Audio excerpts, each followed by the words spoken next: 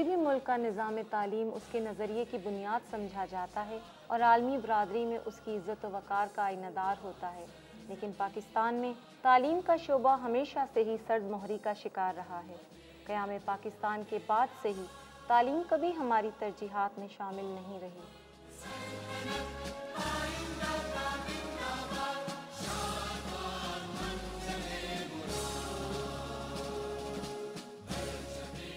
ناکافی بجٹ اور دوہرے تہرے نظام تعلیم کی وجہ سے ہم مطلوبہ شرح خواندگی تک حاصل نہیں کر سکے۔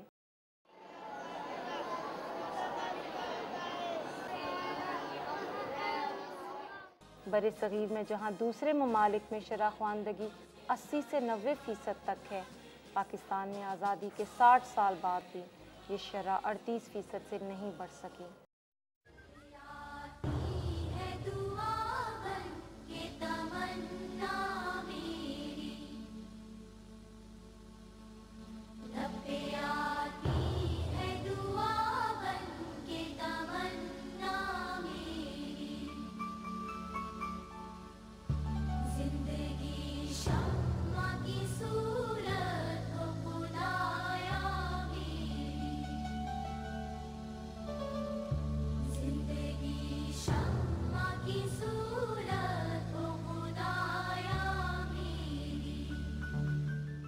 لارڈ میکالے کے طرز کا وہ نظام تعلیم جس کا ہدف محض کلرک پیدا کرنا ہے، اگر اس کو بھی معیار مان لیں تو پاکستان کے اکثر تعلیمی ادارے مطلوبہ معیار کے کلرک پیدا کرنے سے بھی قاصر نظر آتے ہیں۔ ہر جگہ میرے چمکنے سے اجالا ہو جائے، ہر جگہ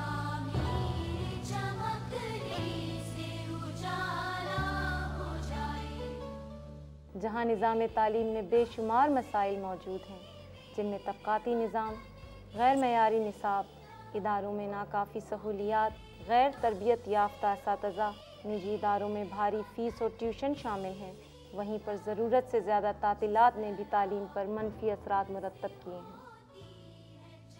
میرا یہ جو چھوٹا بیٹا ہے یہ عموماً 5th تک تو فرسٹ آیا اپنی کلاس میں، اس کے بعد جب چھٹیاں بہت زیادہ ہونے لگ گئی تو پڑھائی کی طرف سے بالکل ہی اب یہ ہے کہ 4th 3 2nd یہ پوزیشنیں آ رہی ہیں اس کی۔ Human rights commission of Pakistan نے 2007 کو انسانی حقوق کے اعتبار سے ملک کا بدترین سال قرار دیا ہے، لیکن امن و امان کی صورتحال کی وجہ سے بڑی تعداد میں تعطیلات کے سبب یہ تعلیمی اعتبار سے بھی مایوس کن سال رہا ہے۔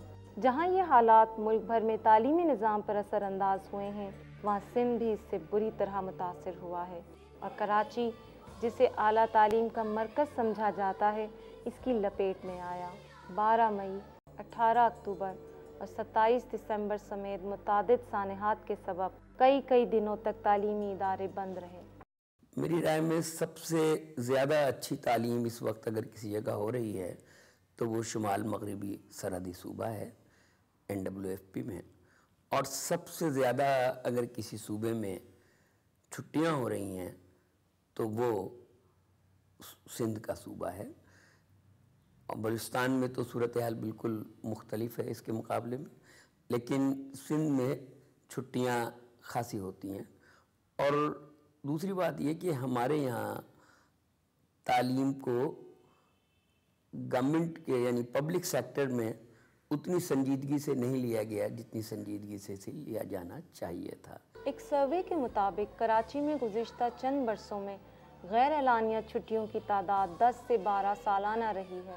ویسے بھی پاکستان کو خطے میں سری لنکا کے بعد سب سے زیادہ چھٹیاں دینے والا ملک سمجھا جاتا ہے، ایسے میں یہ غیر اعلانیہ چھٹیاں ہمارے نظام تعلیم کو مزید بدتر بناتی ہیں۔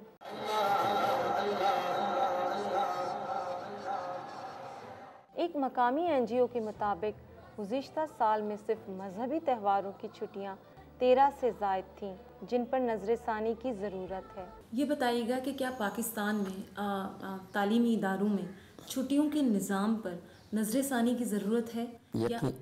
یقینی طور پر اسے دیکھنا چاہیے کہ کیونکہ کوئی چیز بنی ہوئی ہے، ہمیشہ بہتری کی تو گنجائش ہمیشہ ہوتی ہے، اور ہماری چھٹیاں برسوں سے چلی آ رہی ہے. ہمیں یہ کوشش کرنی چاہیے کہ ان چھٹیوں کی جو افادیت ہے وہ مجھے کم نظر آتی، اس کی افادیت ہو تو یہ زیادہ ضروری ہے. کچھ ماہرین تعلیم کا کہنا ہے کہ سرکاری تعطیلات کے دنوں میں بھی تعلیمی اداروں کو مکمل بند رکھنے کے بجائے طلباء میں آگہی پیدا کرنے کے لیے تقریبات منعقد ہونی چاہیے، اور ان تقریبات میں طلباء کے سامنے ان مخصوص دنوں کی اہمیت اجاگر کرنی چاہیے. ایز اے اسٹوڈنٹ میں کہتا ہوں کہ اسکول میں چھٹیاں کئی وجوہات کی وجہ سے بہت زیادہ ہوتی ہیں.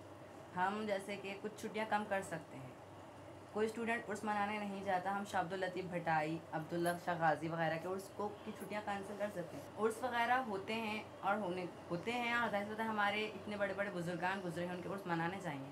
لیکن ہم مزاروں پہ جا کے فوراً ویسے نہیں مناتے. اسکول ٹائمنگ میں کوئی بچہ نہیں جاتا، اس لیے ان دنوں کی چھٹی کینسل کی جا سکتی ہے. 14 اگست ہو گئی، 23 مارچ ہو گئی، 6 سپٹمبر ہو گئی. یہ چھٹیاں ایسی ہیں جن دنوں کے حوالے سے اسکول میں ایکٹیویٹیز ہونی چاہیے. 14 اگست ہمارا آزادی کا دن ہے، ہمیں اس حوالے سے ہم اپنا اسکول جا سکتے ہیں، ہم اپنی پڑھائی رکھ سکتے ہیں.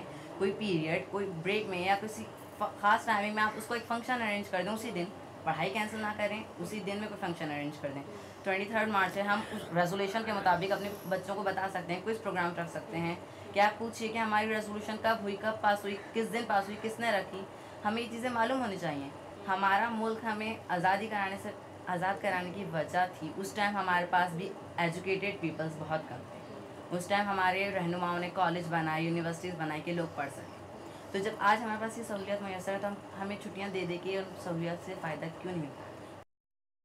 صوبہ سندھ میں تعطیلات کے حوالے سے ایک اعتراض یہ بھی کیا جاتا ہے کہ سرکاری، مذہبی اور غیر اعلانیہ چھٹیوں کے علاوہ بھی کچھ ایسی چھٹیاں وقتاً فوقتاً دی گئی ہیں جن کا کوئی جواز نہیں، جیسے کہ پچھلے سال load shedding, city games, cricket test match اور موسم کی شدت کی وجہ سے بھی کئی چھٹیاں دی گئی تھیں جن کے سبب وقت پر نصاب مکمل نہیں ہو سکا.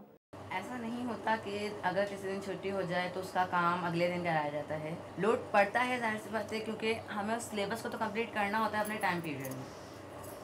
اور ابھی جس طرح سے ہمارے پیپرز مئی میں ہونے تھے لیکن ہمیں مارچ کی ڈیٹ دے دی گئی تھی، اس وجہ سے ہم لوگ کا فرسٹ ٹرم تو اپنے ٹائم پیریڈ کے مطابق صحیح ہوا تھا، لیکن 24 ڈیز میں ہمیں اپنا سیکنڈ ٹرم کی تیاری کرنی تھی. ہمیں اپنا سلیبس کمپلیٹ کرنا تھا، ہمیں ٹیسٹ یاد کرنے تھے، ہمیں پیپرز دینے تھے.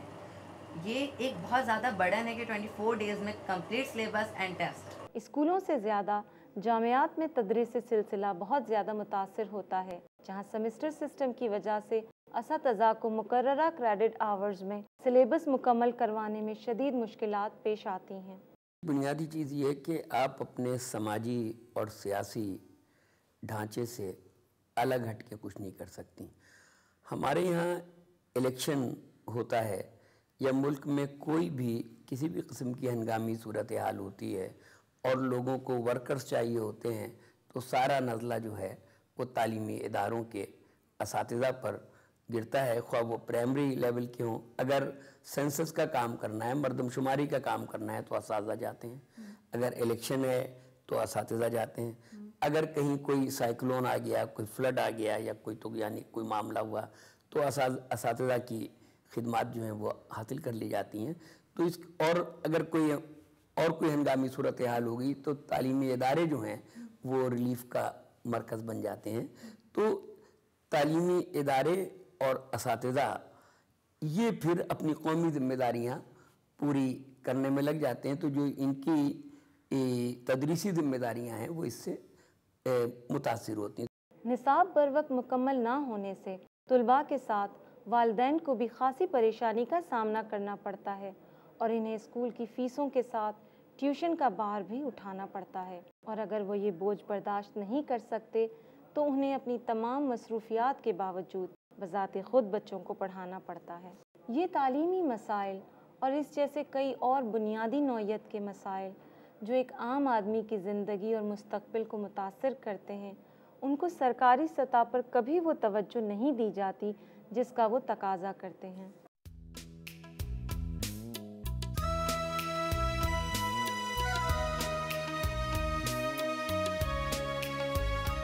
کیا آئندہ آنے والی نسلیں ایک بہترین نظام تعلیم میں پروان چڑھیں گی یا ان کا مستقبل بھی اسی فرسودہ نظام، سیاسی غیر یقینی और बेतहाशा छुट्टियों की भेंट चढ़ जाएगा।